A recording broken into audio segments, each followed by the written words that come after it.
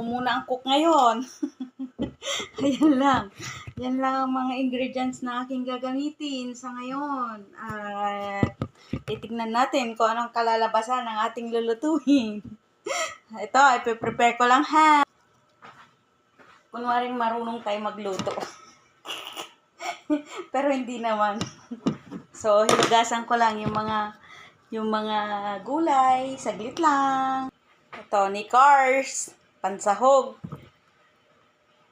So, ito, yung mga ingredients. Ito ay uunahin ang karne. Hindi ko na siya igigisa, kaya pinakuluan ko na siya. Ayan. May sibuyas, may kamatis, may bawang, at may luya. So, isang lagayan lang yan. Magiging resulta niyan mamaya, guys. Mamaya, yung ingredients naman niya. So, ito yung gulay.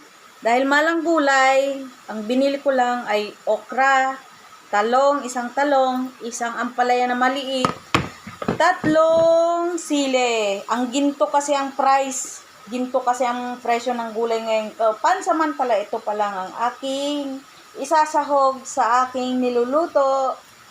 So, ito na ang aking niluluto. Ayan. Isahin ko nang ilagay. Sabay-sabay na. Pakukuluan ko na lang.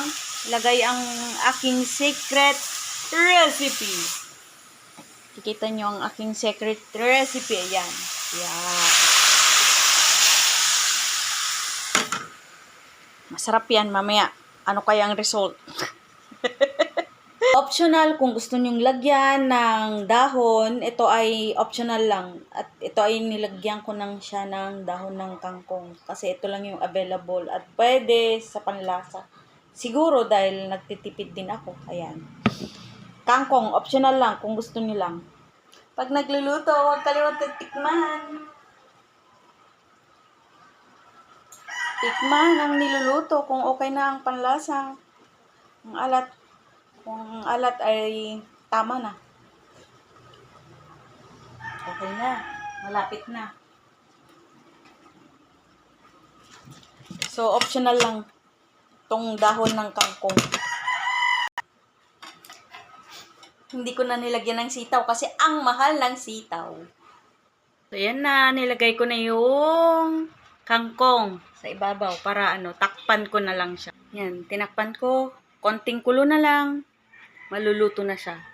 After few minutes, luto na. Kainan na. Ito na siya. Kain na tayo. Ayan. Ayan ang itsura niya at kinalabasan sa aking luto. Hulaan nyo kung anong luto yan. Kainan na. Yan, kain na tayo guys. Ako lang mag-isa kakain pa. Tulog pa sila. Kagagaling kasi nila sa doktor. Yan, kain po tayo. Lalagay na ako ng ulam sa aking plato. Kain tayo kung anong kinalabasan ng aking nilutong ulam. Yan. Kain tayo, kain tayo. Lunch po. Breakfast at saka lunch. First bite ng aking niluto.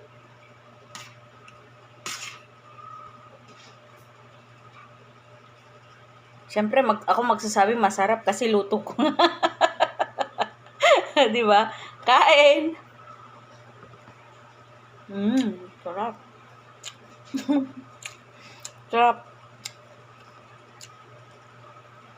Kain po tayo.